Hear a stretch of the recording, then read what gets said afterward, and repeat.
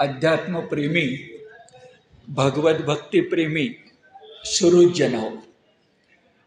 भागवत पुराण निरूपण याच्यामध्ये आज आपण जो 6वा स्कंध आहे त्या 6व्या स्कंधात अखेरच्या भागाकडे आहोत. तो झाल्यानंतर 6वा स्कंध संपू शकेल आणि 7व्या स्कंधाकडे आपण जाऊ. एकंदर 12 स्कंध आहे.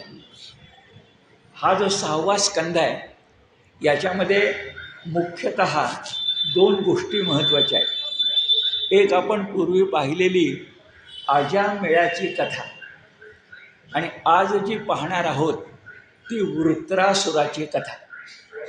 तुमच्या घरी जर भागवत पुराण असेल तर मग तिसरी एक कथा त्या ठिकाणी तुम्हाला दिसेल. ती चित्रांगद के चित्रसेन नावाच्या गंधर्वाची कथा आहे. पण त्या कथेतून आपल्याला फार काही मिळत नाही.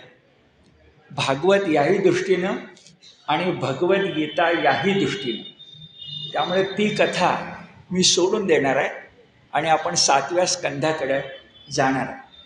पण मधून मी काय सोडलं आहे हेही तुम्हाला सांगत जाईल. याचं कारण असं की मूळ भागवत ग्रंथ व्यास लिखित आहे आणि त्यातलं काही सोडणं किंवा धरणं हा अधिकार आपला नाही आहे. जर ते व्यासाने लिहिलं असेल तर ते महत्त्वाचं आहे. पण आपला एक दृष्टिकोन आहे तो म्हणजे भगवद्गीतानुसारी भागवत. भगवद्गीतेमध्ये निष्काम कर्मयोग आहे, भागवतामध्ये भक्तियोग आहे. या दोघांचं नातं काय हे बघणं ही आपली भूमिका आहे. आणि त्या भूमिकेतून मग एखाद्या कथेचा आपल्याला फारसा उपयोग नसला तर आपल्या दृष्टिकोनातून ती आपण बाजूला ठेवतो. अशी चित्रसेन चित्रांगद अशा गंधर्वाची कथा आहे ती आपण बाजूला ठेवूया. पण ही जी वृत्रासुराची कथा आहे ती अत्यंत महत्त्वाची आहे 2 कारणांनी.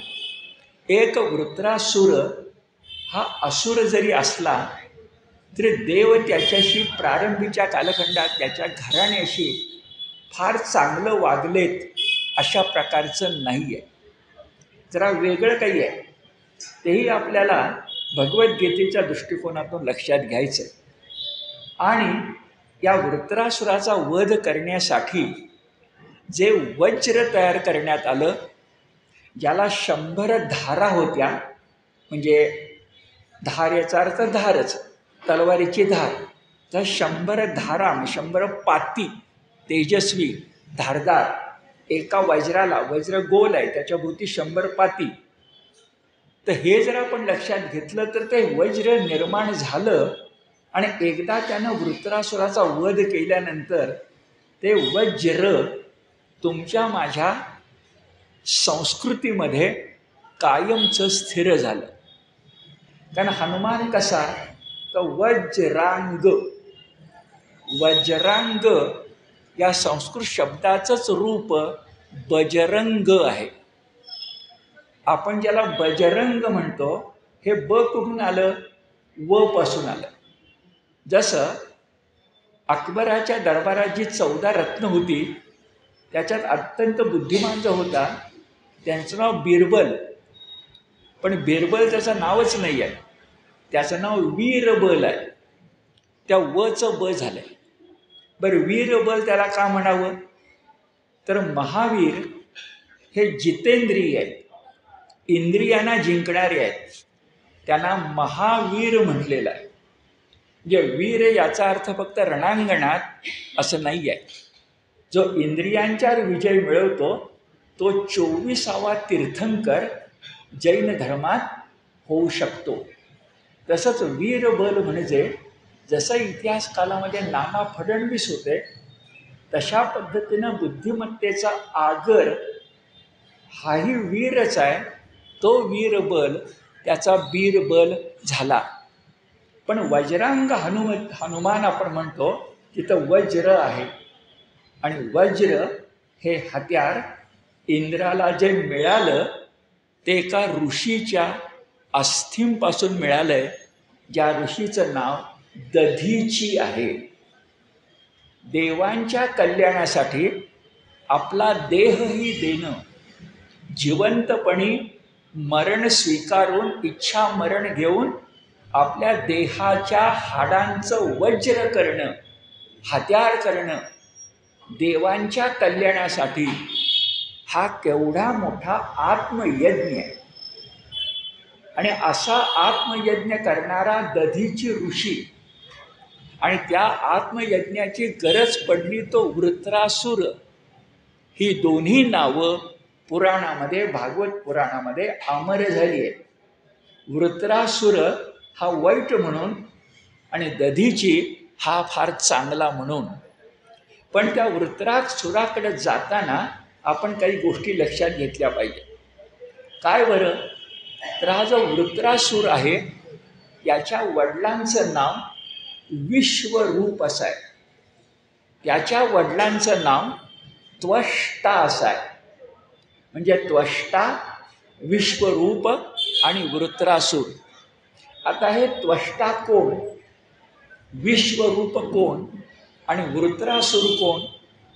तर नारायणानं, विष्णूनं आपली एक वैष्णवी विद्या ही निर्माण केलेली आहे. नारायणानं, विष्णूनं आपली एक वैष्णवी विद्या निर्माण केलेली आहे. ती सर्वप्रथम प्राप्त झाली ती अश्विनी कुमारांना, जे 2 असतात. त्या अश्विनी कुमारांनी ती विद्या दधीची यांना दिली, ज्यांच्या हाडांचं वज्र केलं. ही एक बाजू दधीची, आणि दुसरी बाजू त्या अश्विनी कुमारांच्याकडूनच, म्हणजे गुरु एकच, त्या अश्विनी कुमाराकडून त्वष्ट्याला मिळाली, विश्वरूपाला मिळाली. आणि विश्वरूपाचा मुलगा जो वृत्रासुर त्याला मात्र मिळाली नाही. आणि त्याच विद्येनं, दधीचींच्या त्याच विद्येनं त्याचा नाश झाला. विषाचं अमृत आणि अमृताचं विष कसं होतं याचा नमुना आहे.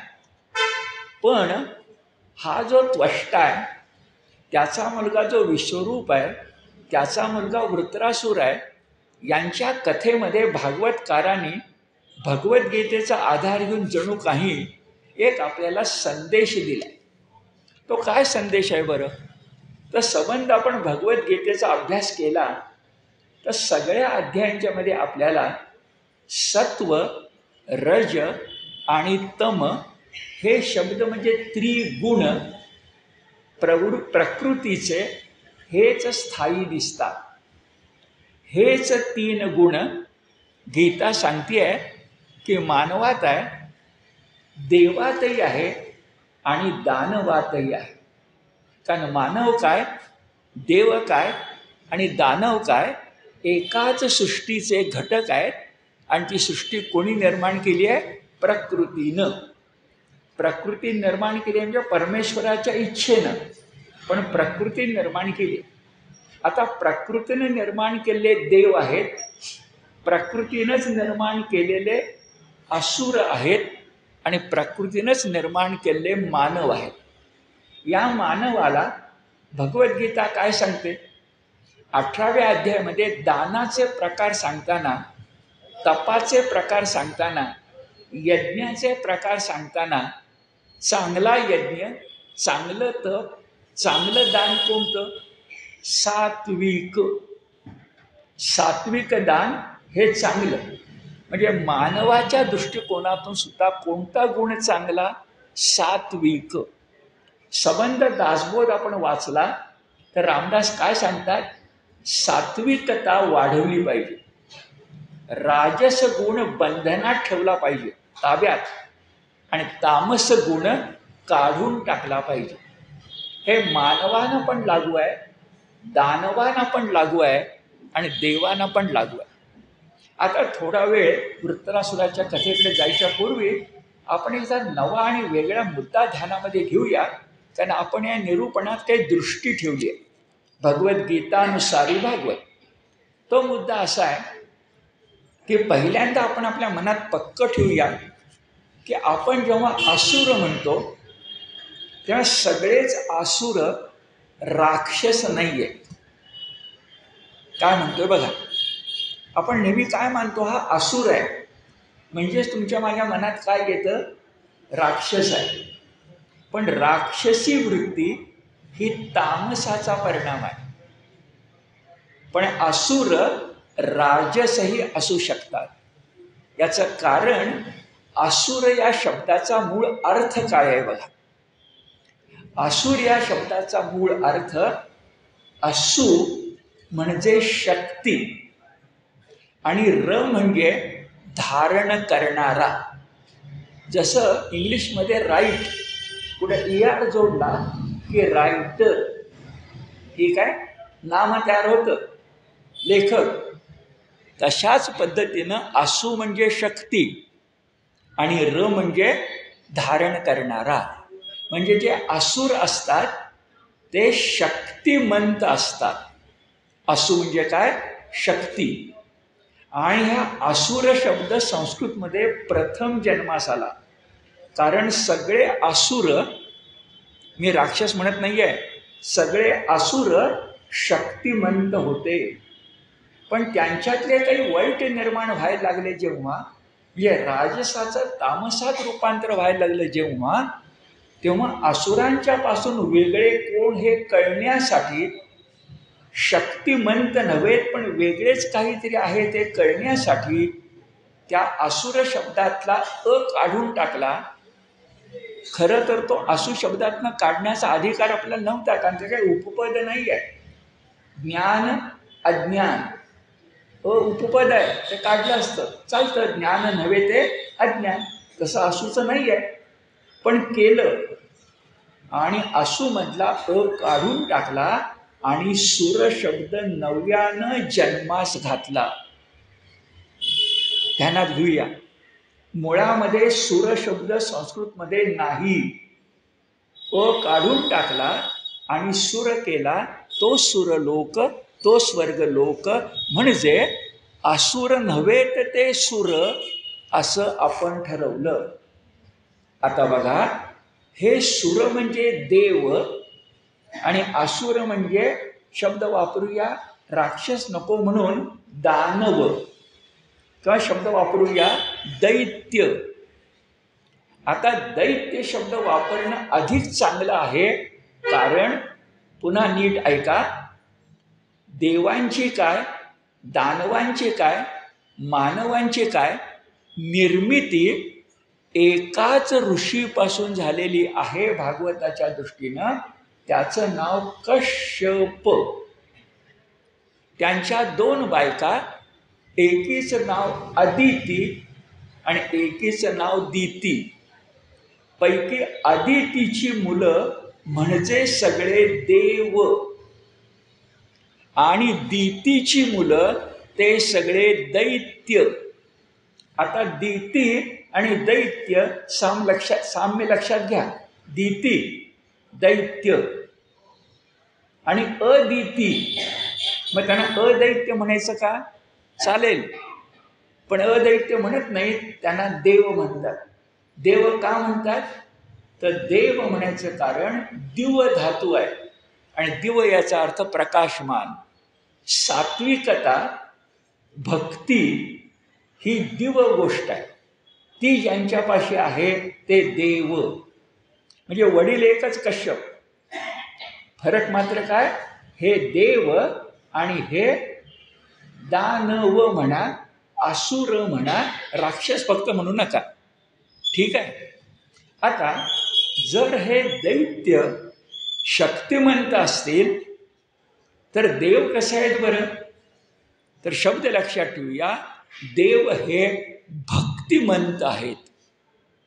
जी भक्ती दैत्यांच्या पाशी नाही. एक त्यांचा अहंकार मोठा आहे आणि दुसरे ते भक्ती विनमुख आहे. उदाहरणार्थ हिरण्यकश्यपू, उदाहरणार्थ हिरण्याक्ष, उदाहरणार्थ शिशुपाल, जरासंध, कंस, रावण. सगळे शक्तिमंत आहेत, भक्तिमंत नाही. आणि एवढाच फरक आहे. हे भागवतकार आपल्या लक्षातून देतात वृत्रासुराच्या कथेतून की फरक फार नाही आहे. आई वडील म्हणजे आई नाही पण वडील एकच आहेत, पण फरक आहे शक्तिमंत आणि भक्तिमंत. भक्ती सन्मुख, भक्ती विन्मुख. फरक आपल्या लक्षामध्ये आला. हे फार महत्त्वाचं आहे. आणि मग अशा स्थितीमध्ये कधी कधी आपल्या विचार मनात येऊ शकतो. 7व्या अध्याय 7व्या स्कंदात तो येणार आहे. बघा कसं भागवतकार तुम्हाला मला नीट समजावून सांगताय. काय विचार मनात परीक्षितीच्या आला बरं, तर तो जो विष्णू आहे, आदी नारायण आहे, तो परमात्मा आहे, तर त्याला सगळे सारखे पाहिजेत ना. म्हणजे देव काय, दानव काय आणि मानव काय. पण समुद्र मंथनाच्या वेळेला सुद्धा तो महान विष्णू परमात्मा देवांची बाजू घेतो, दानवांची घेत नाही. हे काय बरोबर आहे का? परीक्षित राजाच्या मनात हा विचार आला आहे. तुमच्याही माझ्या मनात हा विचार येऊ शकेल की इंद्र चुकला नाही आहे का? 100 वेळा चुकलाय. मग त्या इंद्राची बाजू का विष्णू घेतो आणि हिरण्यकश्यपूला मात्र मारतो, हे का? असा प्रश्न 7व्या स्कंधाच्या प्रारंभी, आता आपला 6वा संपणार आहे, 7व्या स्कंधाच्या प्रारंभी शुकाचार्यांना परीक्षितने विचारला. ही भागवतकरांची युक्ती आहे. अर्जुनानं म्हटलं नसतं तर गीता जन्मास आलीच नसती. तसं परीक्षितनं प्रश्न विचारलाच नसता तर तुम्हाला मला भागवत कसं मिळालं असतं, हे आपण 7व्या स्कंदामध्ये बघूया. त्याचं उत्तर मी आता सांगितलं. का बरं विष्णू इंद्राची बाजू घेतो? इंद्र चुकलाय, पण इंद्र अहंकार टाकू शकतो जो हिरण्यकश्यपू टाकूच शकत नाही. इंद्र भक्ती सन्मुख होऊ शकतो, हिरण्यकश्यपू कधीच भक्ती सन्मुख होऊ शकत नाही. हा भक्तिमंत होऊ शकतो, तो शक्तिमंतच आहे, त्याला भक्तीचं काही माहिती नाही. आणखी जरा पारमार्थिक 7व्या स्कंदात बोलणार आहे, पण आता उल्लेख करून ठेवतो. इंद्र परमात्मवादी होऊ शकतो, हिरण्यकश्यपू देहात्मवादीच आहे. जरा पारमार्थिक भाषा आहे, देहात्मवादी. देह हाच आत्मा, चार्वाक, देह हाच आत्मा. हे सगळं तिथं बघूया. आता वेळ खर्च करूया नको. आता मूळ मुद्दा बघा. हा जो वृत्रासूर आहे त्याला मारण्याचं काम आलंय, ठीक आहे, पण मुळात वृत्रासूर ज्याचे वडील, त्या वृत्रासुराचे जे वडील, त्यांचं नाव विश्वरूप आणि त्यांच्या वडिलांचं नाव त्वष्टा, असं मी आत्ता सांगितलं. आता पुढे ऐका. एकदा, ही कथा आहे भागवतातली, एकदा इंद्रानं मूर्खपणानं ब्रह्मदेवांचा अपमान केला. एकदा इंद्रानं मूर्खपणानं ब्रह्मदेवाचा अपमान केला. नुसता ब्रह्मदेवाचाच केला नाही, तर ब्रह्मदेवाबरोबर बृहस्पतींचाही अपमान केला. ब्रह्मदेव आई आहे. आई लेकराची चुका पोटात घालू शकते, वडिलांना नाही जमणार. तसं गुरु असणाऱ्या बृहस्पतींना ते काही जमलं नाही. आणि बृहस्पती रागावून म्हणाले की मी आल्यानंतर साधं उठून उभं राहायचं सौजन्य तुझ्यापाशी नाही आहे सभेच्या ठिकाणी. कसला तू इंद्र, कसला तू देवेंद्र, अशा काही चुका आहे बघा तुम्ही भागवतात. आणि मग बृहस्पती रागावले, म्हणाले तुला शिक्षा व्हायला पाहिजे, तुलाच नव्हे तू देवेंद्र आहेस मग देवांना पण शिक्षा व्हायला पाहिजे. तर याच्या पुढं मी तुझा गुरु नाही. सगळंच गडबडलं. बृहस्पती जर पाठीशी नसेल तर ब्रह्मदेव कशाला येतील, आणि ब्रह्मदेव पाठीशी नसतील तर विष्णू तरी कशाला येईल.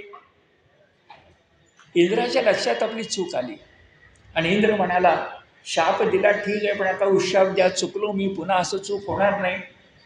तेव्हा त्याला बृहस्पती म्हणाले की तुझी चूक तुझ्या लक्षात राहण्यासाठी काही दिवस तरी मी तुझा गुरु राहणार नाही. आणि खरं आहे, माणूस चुकला आणि त्याला 5-10 मिनिटात जर तुम्ही क्षमा करून टाकलीत ना तर नको त्या गोष्टी होतात. मी त्याला कळतंय 10 मिनिटामध्ये आपल्याला मिळणारच आहे. चूक करायला काय हरकत नाही. हे आपण सगळ्यांनी लक्षात ठेवलं पाहिजे की चुकीला जरा शासन त्याला भोगू दे, मग क्षमा करा. फारच क्षमाशील होऊ नका. भगवद्गीता हेच सांगते आपल्याला. जसे तुम्ही माझी भक्ती करता तसं तुम्हाला फळ देतो. ये यथा माम प्रपद्यन्ते तांस तथैव भजाम्यहम. अधिक बोलत नाही कारण वेळ त्यात पण जाईल. तसं बृहस्पती म्हणाले, चूक केली आहेस ना, मग काही दिवस शिक्षा भोग, मी तुझा गुरु नाही. आता देवाने एक सवय आहे पांडवांच्या सारखीच, की आपण चुकायचं आणि देवांचे विष्णूचे पाय धरायचे. ते इंद्राने पाय धरले. विष्णू म्हणाला, जाऊन सांग बृहस्पतींना की तुमची शिक्षा बरोबर आहे, पण ती कायमची करू नका, थोडे दिवस करा. कशी युक्ती असते बघा. आणि ती सांगायला विष्णूच पाहिजे, कृष्णच पाहिजे. तशी सांगितलं गेलं. मग बृहस्पतीने फार ताणलं नाही, म्हणाले ठीक आहे, वर्षभर तरी मी तुझा गुरु नाही. पण वर्षभर गुरु कोण? पुन्हा त्यांनाच विचारलं, तुम्ही नाही, मग दुसरा गुरु सांगा. ते म्हणाले त्वष्ट्याकडे जा. आता लक्षात येईल तुमचा संबंध काय आहे. त्वष्ट्याकडे गेले आणि त्वष्ट्याकडे किमान वर्षभर तरी, म्हणजे बृहस्पती प्रसन्न होईपर्यंत तरी शिक्षा म्हणून सगळ्या देवांचा गुरु त्वष्टा झाला. आता पुढं त्वष्टा अशा प्रकारे गुरु झाला, पण काही कारणानं त्वष्ट्यांना गुरुपद आपल्याकडे ठेवता येईना. तेव्हा त्याने आपल्या मुलाला विश्वरूपाला गुरु केलं. देवही म्हणाले, त्वष्टा नाही ना, वडील नाही ना, मुलगा चालेल, तोही त्याच ताकदीचा आहे. मग गुरु कोण झाला आता? त्वष्टा. पण गंमत, आपलं विश्वरूप. पण फरक असा असतो, नीट ऐका. त्वष्टा हा पूर्णपणे समतोल होता, कारण मुळात तो असुरांचा गुरु आहे. मुळात त्वष्टा वैष्णवी विद्या मिळालेला अश्विनी कुमारांचा शिष्य पुढा संबंध येणार आहे. हा मुळात कोणाचा गुरु आहे? असुरांचा. पण असुरांचा गुरु असून सुद्धा विनंती केली म्हणून त्वष्टा सुरांचा पण गुरु झाला. आता विचार करा, गुरुला केवढी अडचण आहे. दोघे एकमेकाचे शत्रू आहेत. आपण दोघांचे गुरु आहोत. आपल्या दोघांशी समतोल वागायला पाहिजे. ते त्वष्ट्याला जमलं. त्वष्टा रजेवर गेला म्हणून आता म्हटल्याप्रमाणे आपल्या भाषेत, किंवा विश्वरूप गुरु झाला. या विश्वरूपाला मात्र वडिलांच्या सारखं जमलं नाही. तो असुरांच्यावर जास्त प्रेम करायला लागला आणि ज्यांचं नव्यानं गुरुपद स्वीकारलं होतं त्या सुरांच्यावर प्रेम करेना. भागवतकारी कथा मुद्दाम तुम्हाला मला सांगताय, हे सगळं मानवी आहे. मानवाच्या जीवनात अशा सगळ्या गोष्टी घडतात. आणि मग वृत्रासुर जन्मास येतोय, तुम्हाला मला कळलं पाहिजे म्हणून सांगताय. आणि मग हा विश्वरूप काय करायला लागला? खरं तर दोघांचे गुरु मी दोघांशी समतोल पाहिजे की नको? त्वष्टा होता की नाही? होता. पण व्यक्ती तितक्या प्रकृती, त्वष्ट्याला ते काही जमेना. आणि त्वष्ट्यानं देवांचे अत्यंत महत्त्वाचं रहस्य गुरु म्हणून पोटात ठेवायला पाहिजे होतं. ते सुरांचं रहस्य असुरांना सांगून टाकलं. एका अर्थानं चूक आहे. पण ही चूक झाली म्हणून इंद्रानं काय महाचूक केली बघा. इंद्र एवढा संतापला आपल्या गुरुवर की त्यानं चक्क तलवारीनं आपले गुरु जे विश्वरूप जे चुकले त्यांचं मस्तक उडवलं. म्हणजे साधं उठून उभं राहिला नाही म्हणून शिक्षा मिळाली होती. त्या इंद्राचं डोकं ठिकाणावर राहिले का बघा, विचार करा. ती शिक्षा भोगतोय तो आता. आणि देवांचं अकल्याण होतंय, माझ्या प्रजेचं कल्याण होतंय, असं काहीतरी म्हणून त्यानं चक्क गुरूंचं मस्तक उडवलं. आणि ही इतकी चूक मोठी होती की त्यांचा पुत्र जो होता त्याचंच नाव वृत्रासूर. आणि त्यानं इंद्राला सांगितलं, तू किती कोण जरी असलास तरी मला माहिती नाही, माझ्या वडिलांच्या मृत्यूचा मी सूड घेणार. इथं त्याची राजस शक्ती तामस झाली असेल आणि मग सात्विक नव्हता मुळामध्ये, असुर काय सात्विक असण्याची शक्यता नाही आहे, पण राजस असणारा तामस होऊ शकतो. आणि हे भागवत गीतेशी जोडून देतं की तुम्हाला मला भान असू दे, एक सत्व गुण आहे, एक राजस गुण आहे, एक तामस गुण आहे. पुन्हा मागाचं वाक्य उच्चारतो, गीता काय किंवा भागवत काय, कथेतून आणि तत्वज्ञानातून आपल्याला संदेश देत आहेत की सत्व गुण वाढवायचा, राजस गुण ताब्यात ठेवायचा. कारण त्याशिवाय अभ्युदय नाही आहे, त्याशिवाय उत्कर्ष नाही आहे. गीतेला उत्कर्ष हवा. तत्र श्रीर विजयो भूतीर ध्रुवा नीतीर मतीर मम. आपल्याला अभ्युदय पण पाहिजे ना, पण तो राजस गुण मिळवतो तेव्हा त्याला संयमित ठेवावं लागतं आणि तामस गुण मात्र नाकारायचा. आता बरीच पृष्ठभूमी झाली, बरीच पार्श्वभूमी झाली. आता महत्व आहे वृत्रासुराचा वध, आणि त्यासाठी गरज आहे दधीचीच्या देहाची. आता ही गोष्ट बघितली की 6वा स्कंद संपेल. आता हा वृत्रासुर सुडानं पेटलेला. बरं, एका अर्थाने त्याचं बरोबर आहे, वडिलांना जर तुम्ही मारला असेल गुरु असून तर काय करायचं.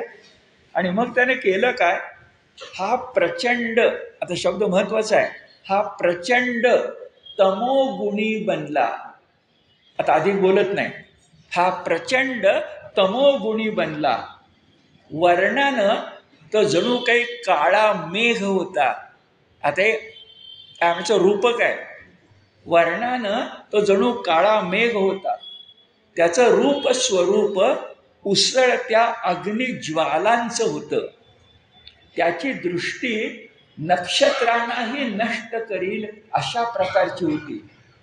त्यानं देवांचं तेज नष्ट केलं, देवांची शस्त्र आणि अस्त्र गिळून टाकली, आणि देव हे हीन दीन झाले. साहजिकच या वृत्रासुराला आटोपणं आता कठीण झालं. तेव्हा ते सगळे मिळून विष्णूला शरण गेले नेहमीच्या पद्धतीनं, आणि विष्णूनं भक्ती लक्षामध्ये घेऊन पूर्वीची देवांची त्यांना सल्ला दिला. आता भागवतकार पुन्हा तुमच्या माझ्यासाठी सोय करतायत की असं मोठं संकट आलं तर काट्यानं काटा काढायचा असतो. ही शब्द भागवताचे नाहीत, माझे आहेत. काट्यानं काटा काढायचा असतो. कसा बरं, तर तुम्हाला युद्धशास्त्राचा नियम माहिती आहे, शत्रूचा शत्रू तो आपला मित्र, हे युद्धशास्त्र आहे. तसं विष्णूंनी सल्ला दिला, विष्णू मोठे हुशार आहे, विष्णूंनी सल्ला दिला, या वृत्रासुराच्या मागं कोण कोण आहे बरं, तर त्याचे वडील विश्वरूप मारले गेले, त्यांच्या मागं आजोबा कोण आहे ते जिवंत आहेत, बाजूला झालेत फक्त त्वष्टा. त्या त्वष्ट्याकडून एक नारायणीय विद्या, वैष्णवी विद्या. आता पुन्हा बघा, जर तिचं नाव वैष्णवी असेल तर ती विष्णूचंच आहे की नाही, पण ते मिळाले कुणाला, असुरांना. म्हणजे आता मी काय म्हणतो ते लक्षात येईल की सुर आणि आसुर हे एकाच कश्यपापासून जन्मलेली प्रजा आहे. चांगलं वागणाऱ्याला चांगलं मिळणार आहे, वाईट वागणाऱ्याला वाईट मिळणार. तसं यांना वैष्णवी विद्या, नारायणीय विद्या त्वष्ट्याला, त्याच्याकडून विश्वरूपाला मिळालेली होती, वृत्रासुराला मिळालेली नव्हती.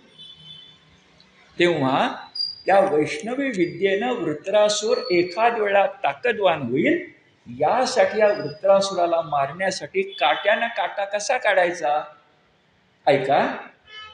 ती वैष्णवी विद्या मिळाली आहे कुणाला, त्वष्ट्याला. कोणापाशी आहे, विश्वरूपापासून. वृत्रासुरापाशी नाही आहे. तर तीच विद्या आता आपण मिळवली पाहिजे सुरांनी. पण समजा त्वष्ट्याकडे गेले आणि म्हणाले शिकवा आम्हाला वैष्णव विद्या, शिकवतील का, तुम्ही त्यांच्या मुलाला मारलंय. मग ती वैष्णव विद्या मुळात कुणापाशी होती, तर अश्वशिरस. अश्वशिरस, र आणि स्वार्धा, हे परमात्म्याचे एक रूप आहे. अश्विनी कुमार एक परमात्म्याचं रूप आहे. त्यांच्याकडून आणखी एकाला मिळालेली आहे. जशी त्वष्ट्याला मिळाली आहे तसाच त्याचा एक गुरुबंधू आहे, जशी त्वष्ट्याला मिळाली आहे तसाच एक गुरुबंधू आहे. त्याचं नाव दधीची. आता काट्यानं काटा कसा काढायचा बघा.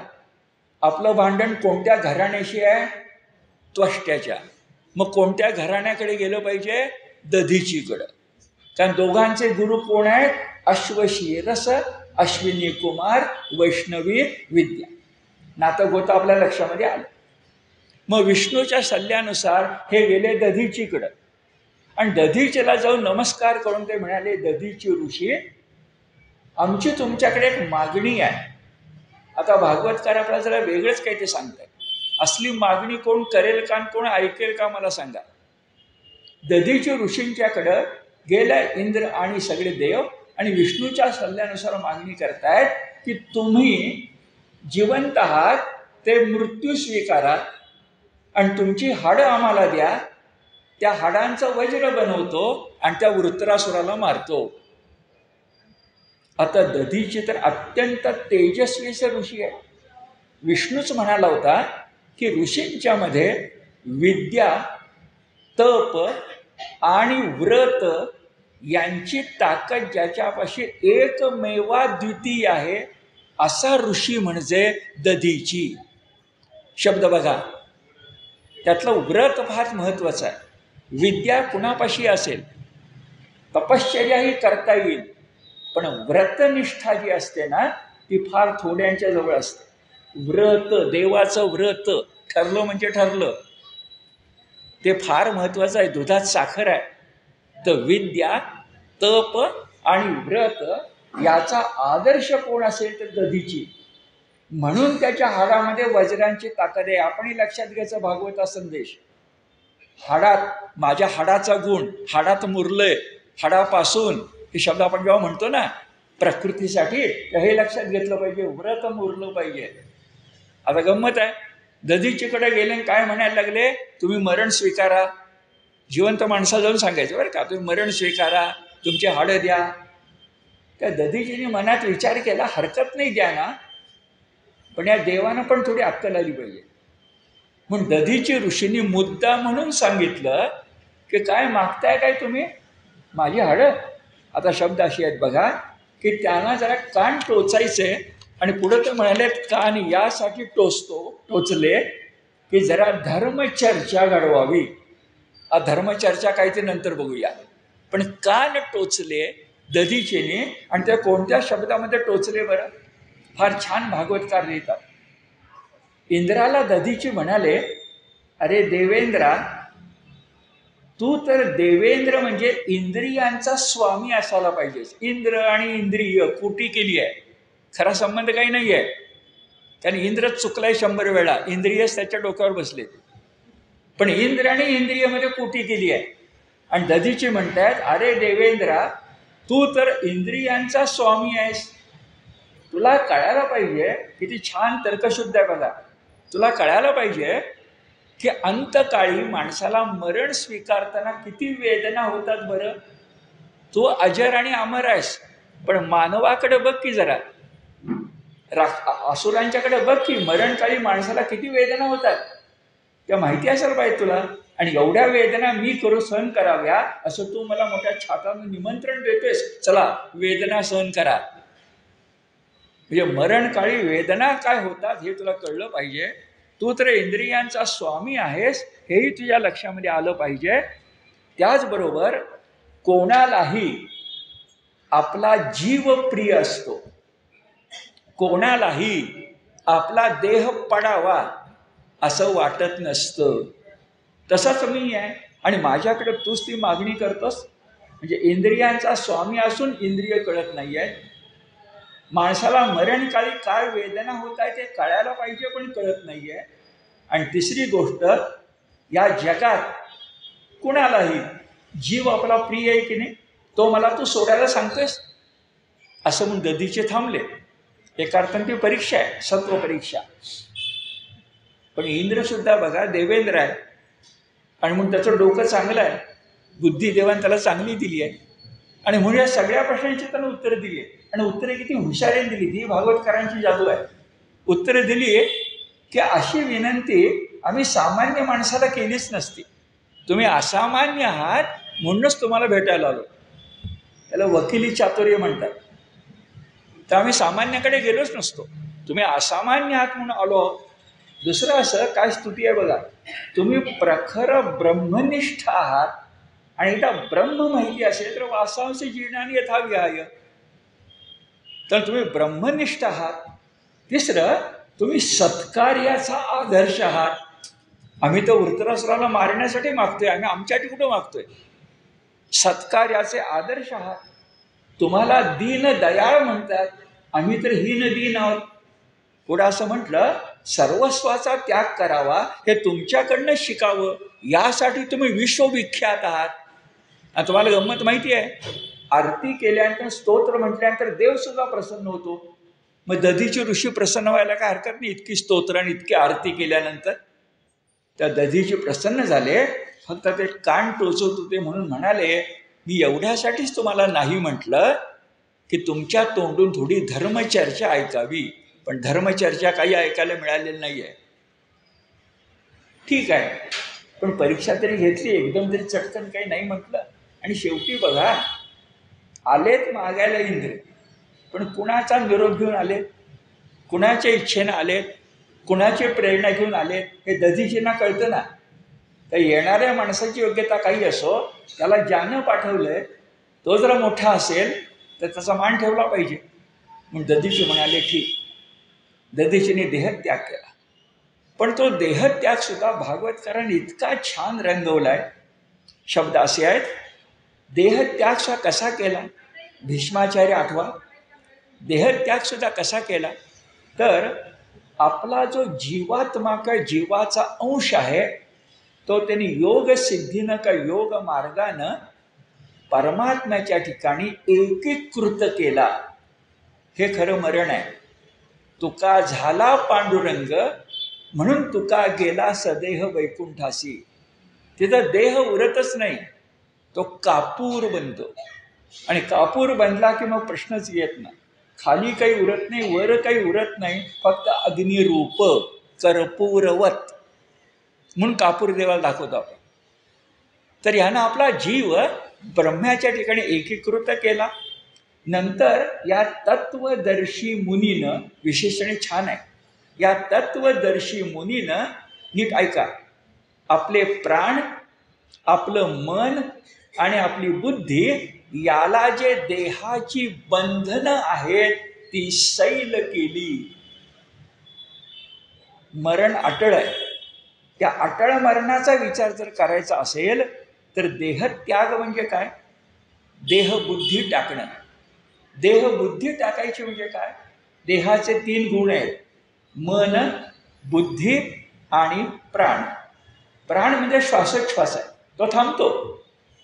पण मन आणि प्राण लिंग देहाबरोबर जाणार आहेत, मन आणि बुद्धी लिंग देहाबरोबर जाणार आहेत. ती वर्षानुवर्ष संस्कारित करून ठेवली तर पुनर्जन्म शुचीनाम श्रीमताम गेहे मिळण्याची शक्यता आहे. हे सगळं मनामध्ये ठेवा. आता जीव शिवाशी एकरूप केला, प्राण मन बुद्धीची बंधनं सैल केली. आणि फार सुरेख वर्णन आहे. दधीचीने प्राणत्याग कधी केला हे कळलंच नाही, ना इंद्राला, ना त्यांना, ना कुणालाच. त्यांना तर कळणारच नाही, पण कुणालाच. आता हे जेव्हा मी भागवत वाचत होतो तेव्हा मला ज्ञानेश्वरी आठवली.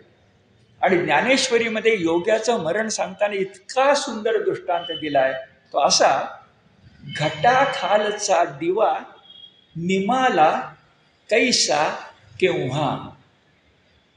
घटाखालचा दिवा, दिवा पेटतोय, त्याच्यावर एखादा घट, एखादं भांड, परळ, कुंभ हा वरून घालत घालत गेलो.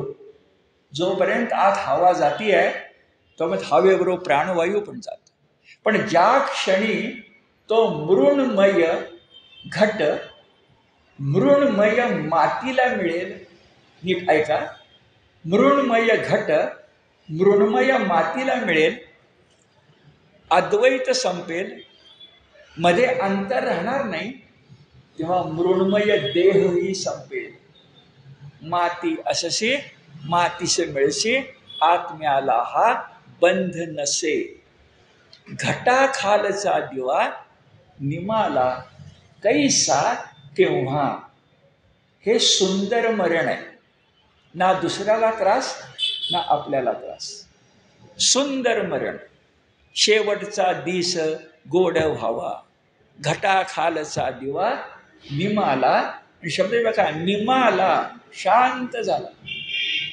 आपण एखाद वेळा नंदादीप सुद्धा शांत झाला म्हणतो. विझला म्हणत नाही, शांत झाला, निवांत झाला. निमाला कैसा केव्हा. हे मला फार महत्वाचं वाटलं. भागवतकारांनी केलं मरणाचं वर्णन. आणि मरणाचं वर्णन करता आलं. मरणाची भीती कमी झाली तर अध्यात्म खरं. नाही तर अध्यात्म खरं कसं. ठीक, पुढे जाऊया. मग आता त्या दधीचींच्या हाडाचं वज्र बनवलं गेलं. त्याला 100 धारा होत्या. आता हे 100 धारांचं वज्र घेऊन, आता युद्ध आहे, 100 धारांचं वज्र घेऊन ऐरावतावर इंद्र बसला. आणि जाताना त्यानं आपलं सगळं सैन्य तयार केलं. आता मागं मी सांगितलं भागवतकार एक कलाकार आहे. तर कुठली गोष्ट तुम्हाला मला कथारूपानं सांगायची असेल तर त्या कथेचे सगळे पदर, एखाद्या चित्रकाराचं चित्र जसं असावं तर ते नीट रंगवतं.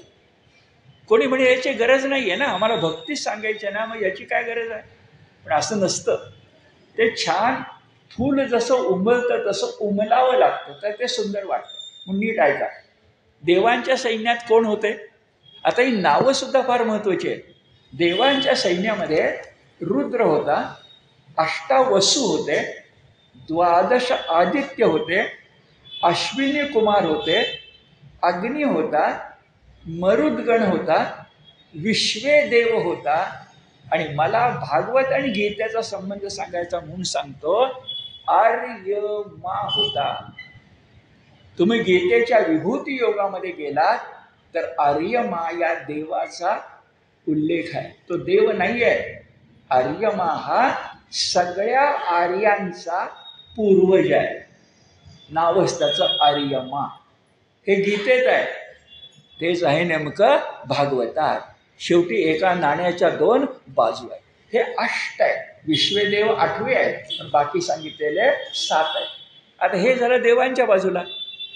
आता युद्ध तर चांगलंच रंगणार आहे. त्यामुळं प्रतिस्पर्धी कोण कोण आहेत बरं. तर प्रतिस्पर्ध्यामध्ये बघा, नमुची, 100, अनर्वा, शंकुशिरा, पुलोमा, वृषपर्वा, उत्कल इत्यादी आहेत. आता हे काय नावं ऐकली काय न ऐकली काय. पण भागवतात 2 नावं येतात आणि चक्क रामायणात आपण जातो. या भागवतात 2 नावं आली आहेत. एक आहे माली आणि दुसरं आहे सुमाली. ही नावं थेट रामायणातली आहेत. रामायणानंतर महाभारत आहे, महाभारतात गीता आहे आणि गीतेनंतर भागवत आहे. ध्यानामध्ये आलं. आणि विशेष गोष्ट अशी की या सगळ्यांना म्हणताना खास शब्द वापरलाय, यक्ष राक्षस. आता बघा, वृत्रासूर असुर उरलेला नाही आहे. कोण झालाय आता राक्षस. वडिलांच्या मृत्यूचा सूड घ्यायचा ठीक आहे, राग येणं साहजिक आहे. पण आता तो सगळा देवच नष्ट करायला निघालाय, देव लोक नष्ट करायला निघालाय. शस्त्र अस्त्र तेज त्यानं गिळून टाकलंय. आता हे विश्वावरचं संकट आहे. पुन्हा सांगतो, ही फक्त भाऊबंदकी नाही आहे, हा प्रलय आहे. फरक लक्षात येईल. ही फक्त, आणि खरंच बघा, कौरव पांडवांचं युद्ध म्हणजे भाऊबंदकी नाही आहे. कौरव नुसते भाऊ उरले नव्हते, राक्षस झाले होते. नाहीतर द्रौपदी वस्त्रांचा प्रसंग घडलाच नसता. ध्यानात येते मी कुठून सुरुवात केली. हे कश्यपाचेच आहेत, सगळे कुरुच आहेत ना. पांडव आणि कौरव हे कुरुच आहेत ना, कुरुवंशातलेच आहेत ना. मग काय युद्ध करावं लागलं. जेव्हा राक्षस बनतात तेव्हा काय ना आत्ता काय, तेव्हा ते नष्टच करावे लागतं. नुसतं खलत्व नष्ट होऊन म्हणून जेव्हा चालत नसतं, पसायदान जेव्हा पुरेसं नसतं तेव्हा खलानाही नष्ट करावं लागतं. त्याला इलाज नाही. या दृष्टिकोनातून यक्ष रक्षांशी आणि दाखवून देतो. भगवद्गीतेमध्ये विश्वरूप दर्शन 11वा स्कंद याच्यामध्ये स्पष्टपणे शब्द येतात. ज्यांना गीता माहिती आहे त्यांना माहिती आहे. यक्ष रक्षांशी राजसाहा असे शब्द आहेत. यक्ष रक्षांशी राजसाहा असं गीतेनं का म्हणावं? राजसहा म्हणजे अनेक वचन आहे, बहुवचन आहे. राजस म्हणजे राजसगुण. यक्ष कोण असतात? यक्षांचा राजा कुबेर आहे. यक्षांचा राजा कुबेर आहे. चटकन तुम्हाला वाटेल की यक्ष म्हणजे पैसा. गंधर्व आणि यक्ष असे शब्द असतात, त्यांच्यात काय फरक आहे? गंधर्व हे गायक आहे, यक्ष हे वेगळे आहे, देव लोकांच्या मध्ये. त्यांचा राजा कुबेर आहे, पैसा आहे त्याच्यापाशी. पण यक्षांचे एक फार मोठं वैशिष्ट्य आहे जे आपल्या नीट लक्षात येत नाही, ते भागवत लक्षात देतं की यक्ष हे मायावी आहेत. यक्ष प्रश्न महाभारतात डोळ्यासमोर आणा. तो यक्ष झाडावर बसला होता, पांडवांना बेशुद्ध केलं तेव्हा. तो यक्ष कोण होता? महाभारतातला मयासूर आठवा. मय, माया, यक्ष हे सगळं एकमेकाशी संबंधित आहे. कसं असतं, ती माया ही वाईटही नसते चांगली नसते, काही असते. माया, मयासूर, मायावी. जेव्हा चांगलं असतं तेव्हा चांगलं, वाईट होतं तेव्हा वाईट. म्हणून यक्ष म्हणजे मायावी. गंधर्व नाही आहे, यक्ष आहेत म्हणजे मायावी आहेत. कुणाच्या बाजूला? वृत्रासुराच्या. आणि चक्क शब्द आहे रक्ष म्हणजे राक्षस. गीता सांगते कधी विश्वरूप दर्शन गेल्यानंतर कोण पळत सुटले? यक्ष रक्षांशी राजसाहा. मला मुद्दाम आपल्या लक्षात द्यायचे की राक्षस हा राजसहाचाही पुढचा भाग आहे. विषय लंपटता, वासनांकितता हे राक्षसी गुण आहेत. येतात कुठून? रजोगुणातून. पण ते रजोगुण आपल्यात नाही आहेत का? आहेत. पण भावनेची वासना होणं आणि वासना लंपट होणं म्हणजे असुरांचा, दैत्यांचा राक्षस होणं. आता सुरुवातीला काय मी बोललो ते आठवा. आता सैन्य तर तयार झालं, लढाईला तोंड लागलं. लढाईचं वर्णन भागवतकारांनी मोठं छान केलं. एकच नमुना बघा. दोन्ही बाजूनं बाण फेकले जात होते. त्या बाणांच्या मागं पिसारा असतो. तर या बाजूनं फेकलेले बाण आणि त्या बाजूनं फेकलेले बाण, बाणाला भेटत होते आणि मागच्या पिसाऱ्यानं असे छत निर्माण होत होतं की दोन्ही सैन्यावर सावली पडत होती. मला वाटतं एवढं वर्णन केलं की महायुद्धाचं वर्णन झालं. आता प्रत्यक्ष युद्धामध्ये काय काय घडलं बरं? तर प्रत्यक्ष युद्धामध्ये इंद्र, आता हा जो वृत्रासुर होता तो एखाद्या मदोन्मत्त हत्तीसारखा. वर्णन बघा. हा वृत्रासुर हा ऐरावतावर बसलाय. हा वृत्रासुर, त्याचे हत्ती असेल, मदोन्मत्त हत्तीसारखा, हातातला शूल म्हणजे भाला पर्जित इंद्रावर चालून आला. कारण इंद्रानं त्याच्यावर गदा फेकली, अजून वज्र नाही, गदा फेकली. तेव्हा किती सूक्ष्मता आहे बघा. वृत्रासुरानं फेकलेली गदा डाव्या हाताने झेलली आणि उजव्या हातानं शूल असा मारला की इंद्राच्या ऐरावताच्या गंडस्थलावर तो बसला आणि गंडस्थल फुटून ऐरावत अस्वस्थ झाला. आणि आपल्या वाहनाची अवस्था बघून इंद्रही अस्वस्थ झाला. अजून वज्र फेकलेलं नाही आहे, युद्ध रंगतंय. तेव्हा इंद्र सावरला. त्याच्या आधी त्याला कटू वचन ऐकावं लागलं की वृत्रासुर म्हणाला, ऐका, वृत्रासुर म्हणाला, अरे इंद्रा, तुझ्या ऐरावताची अवस्था बघ, अशीच अवस्था तुझी करणार आहे, कारण तू माझ्या वडिलांचा कपटानं वध केला आहेस. तुम्ही महाभारतातली युद्ध बघा किंवा कोणते युद्ध बघा, रणांगणामध्ये वीरांना जो आवेश चढतो तो जसा शस्त्रातून व्यक्त होतो तसा त्यांच्या मुखातल्या शब्दांनीही व्यक्त होतो. त्या सगळ्याला रणावेश असं म्हणतात. रणांगणातला एक आवेश असतो, त्याने शक्ती एकवटली जाते. शब्दही तिथं धारदार असतात आणि शस्त्रही धारदार असतात. तसं आहे. ठीक आहे, मग असं लढलं चाललं. पुढं इंद्राला आता लक्षात आलं, आता काही शेवट आला. पण इंद्रानं आपलं वज्र हातामध्ये घेतलं. दधीचींच तेज आणि श्रीहरीची कृपा ही त्या वज्रात एकवटली होती, भागवतकार सांगतात. आणि ते वज्र वृत्रासुरावर फेकलं. त्याचा परिणाम वृत्रासुराच्या डाव्या हाताचं छेदन झालं. लढाई 2 हात महत्वाचे आहे. हृदयभेद नंतर होतो, आधी हस्तच्छेद होतो. तर डाव्या हाताचं छेदन झालं. परिणामी उजव्या बाहून एक परिघ म्हणून शस्त्र असतं, परिघ. त्या उजव्या हातानं पुन्हा इंद्रावर, म्हणजे डावा हात तुटला पण उजव्या हातानं परिघाचा हल्ला त्यानं इंद्रावर आणि ऐरावतावर केला.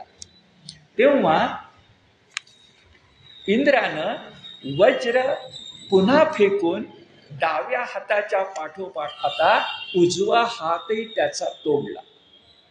तो उजवा हात परिघ नावाचं शस्त्रधारी किती ताकदवान होता. कसा पडला? भागवतकार म्हणतात, रक्त बंबाळून त्याचा उजवा हस्त खाली पडला. तो पंख तुटलेल्या पर्वतासारखा पडला. आता इथे एक मोठी गंमत आहे. म्हटलं तर दृष्टांत आहे, पंख तुटलेल्या पर्वतासारखा. पण याच वज्रानं आणखीन एक काम केलंय, जे आगे का मागे मला माहिती नाही आहे. पण म्हणे की जुन्या कालखंडात पर्वतांना पंख होते आणि त्यांच्या मनात आलं की ते उड्डाण करून जायचे. आणि असं उड्डाण करून समजा ते सदाशिव पेठेवर आले आणि वरून खाली पंखासकट उतरायला लागले, काय आपली अवस्था होईल. आणि अशा पर्वतांचे पंख तोडायचं काम, पुन्हा सांगतो आगे का मागे मला माहिती नाही, पण ही कथा आहे. इंद्रानं वज्रानंच पर्वतांचे पंख कापले. म्हणून एकदा विंध्य पडला तो पडला, सह्य पडला तो पडला, हिमालय पडला तो पडला आणि आपली सोय झाली. काय ते आता येत नाहीये. आता गंमत बघा, त्या वज्राची आठवण आपल्याला आहे. इथं दृष्टांत तोच दिलाय. पर्वताचे पंख कंपल्यानंतर रक्तबंबाळ झाला, उजवा हात त्याचा खाली पडला. पण तो वृत्रासुर होता, तो काय साधा नव्हता, तोही मायावी होता. घटोत्कच आठवा. म्हणून वृत्रासुरानं आपलं रूप टाकलं आणि महारूप घेतलं. त्याचं वर्णनही भागवतकार करतात. मुख कसं आकाशासारखं गंभीर, जिव्हा कशी सर्पासारखी भयंकर, दंष्ट्रा म्हणजे दाढा कशा मृत्यूसारख्या. आणि अशा प्रकारे मोठं रूप घेऊन, नीट ऐका, त्या महारूपानं जबडा उंच मोठा करून वज्रा सकट इंद्राला गिळून टाकलं. 1.25 शेर वज्रा सकट इंद्राला गिळून टाकलं. पण कृष्णाच्या बाललीला आठवा भागवताच्या दशम स्कंदातल्या, की त्या आघासुरानं अजगराचा वेश घेतला होता. येणार 10व्या स्कंदात, पण आता आठवतो म्हणून सांगतो. आघासुर, आघ म्हणजे पाप, त्या आघासुरानं अजगराचं रूप घेतलं होतं आणि सगळ्या गोप बालक आणि कृष्णाला गिळलं होतं. त्या कृष्णानं एवढं आपलं तेज दाखवलं की त्याची टाळू भाजायला लागली आणि कृष्ण बाहेर पडला 10व्या स्कंदात. तसं इथं घडलं. इंद्रानं वज्रासकट त्याचं पोटच फाडलं आणि पोट फाडून तो बाहेर आला. पण अजूनही वृत्रासूर मरणारा नव्हता. एक लक्षात घ्या, मस्तकाचा छेद झाल्याशिवाय रणांगणात युद्ध संपलं नाही. दुसऱ्या पैलवानानं पाठ लावली जमिनीला की युद्ध कुस्ती संपली. आता उद्या काय होईल माहिती नाही, या धोबी पछाड भेटायचा. तर अशा वेळेला पाठ लागली पाहिजे. चारी मुंड्या म्हणजे हा बरं का, चारी मुंड्या चित. तसं वज्रानं मस्तक छेदलं पाहिजे. आता इथं भागवतकार आपल्याला थोडा अद्भुताचा रस दाखवतो. आज तुम्हाला मला तो पटणार नाही, कारण आपण सगळे विज्ञाननिष्ठ आहोत. पण गंमत म्हणून, अद्भुत म्हणून ते ऐकायचं किंवा वाचायचं. या वज्राघातानं वृत्रासुराचं मस्तक छेदायला सुरुवात केली. बघा, वज्रानं मस्तक छेदायला सुरुवात केली. एका धारेनं 100 धारा, मस्तकाचा एक भाग छेदला, थोड्या वेळाने दुसरा भाग छेदला, तर म्हणे वज्रानं त्याचं मस्तक छेदायला 100 दिवस लागले. आणि 100ही नाही, 3 दिवसाला एक भाग, असे 365 दिवस लागले. आणि ते शब्द बघा, कालावधी किती लागला, आता फक्त मी वाचतो. कालावधी किती लागला? 1 वर्ष, 365 दिवस. वर्णन काय केलंय? त्या महाकाय वृत्रासुराला मारण्याकरता त्याची मान तोडीत तोडीत वाटोळे फिरत फिरत असलेल्या वेगवान वज्राने सूर्याच्या दक्षिणोत्तर गतीनुसार संवत्सर व्हायला जेवढा वेळ लागतो तेवढा 360 दिवसांचा कालावधी लागला. 365 नाही, 360, पण 360 दिवसाचा कालावधी लागला. जे वर्षभर युद्ध अजून संपतच आहे. आणि वृत्रासुर धराशायी, मस्तक तुटलेला, चारी मुंड्या चित पडला. आता नीट ऐका. तेव्हा आकाशा स्वर्गात देवानी दुंदुभी वाजवल्या, पुष्पवृष्टी केली. त्यात कोण कोण आहेत बरं? तर त्याच्यामध्ये महर्षी गण आहे, सिद्ध संघ आहे, सिद्ध संघ आहे, गंधर्व आहेत. ते स्वस्ती वचन सुअस्ती, कल्याण असो असं म्हणतायत. आणि त्याच्यामध्ये मात्र नीट ऐकायचं, यक्ष नाही. आता यक्ष आणि गंधर्व राहतात कुठं? देवलोकात. देवगणांचाच ते भाग आहे.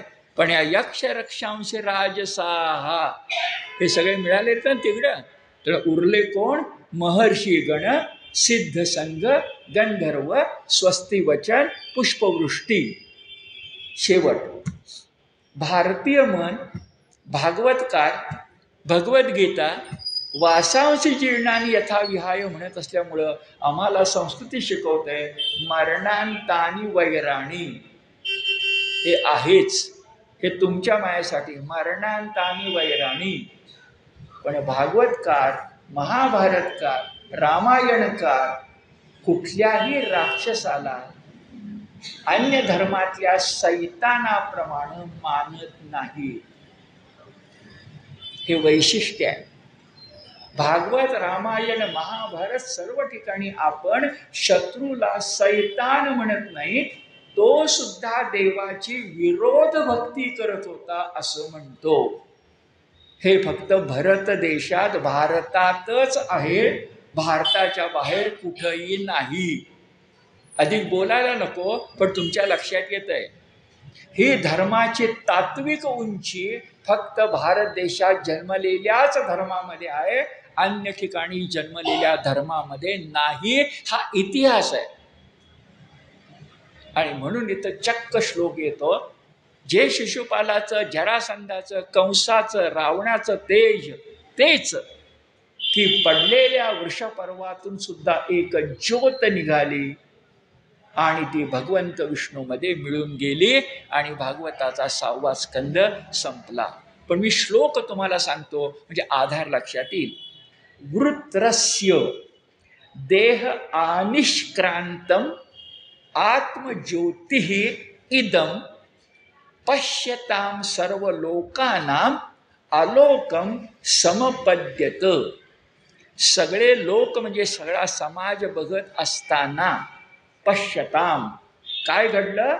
आत्मज्योतिः. आता म्हटलं तर तो देहात्मवादी आहे, तो परमात्मवादी नाही. पण काय आहे गंमत सांगू, रामायणात असं वर्णन आहे की रामाच्या हातून मृत्यू आला की राक्षस उद्धरले. तुम्हाला आम्हाला आज पटणार नाही काय कसलं काय, पण असंच आहे. मृत्यू सुद्धा राक्षसांना मिळाला कोणाच्या हातून? हनुमंताच्या, रामाच्या, लक्ष्मणाच्या. उद्धार तसंच आहे. आत्मज्योतिः कुणाची बरं? वृत्रस्य, षष्ठी आहे. कशी? देह आनिष्क्रांतम, त्या पडलेल्या देहातून बाहेर पडलेली लिंगदेह ती आत्मज्योती भगवंतामध्ये मिळून गेली आणि वृत्रासुराचा वध झाला, राक्षस संपला. वज्र नावाचं एक हत्यार आता देवेंद्राच्या हातामध्ये आलं. आणि भागवतकार आपल्याला सांगतात सात्विकता वाढवा, राजस संतुलित ठेवा आणि तमस मात्र, तामस म्हणजे राक्षसाई वृत्तीचा मात्र नाश करा. वृत्रासुराला मारणं या तामसी वृत्तीच्या नाशासाठी आवश्यक आहे. भांडण राजसाही नाही आहे, भांडण तामसाही आहे. आणि राज जर तामस होणार असेल तर भांडण त्याच्याशी पण आहे. ठीक आहे. अशा तऱ्हेनं आपला 6वा स्कंद संपला.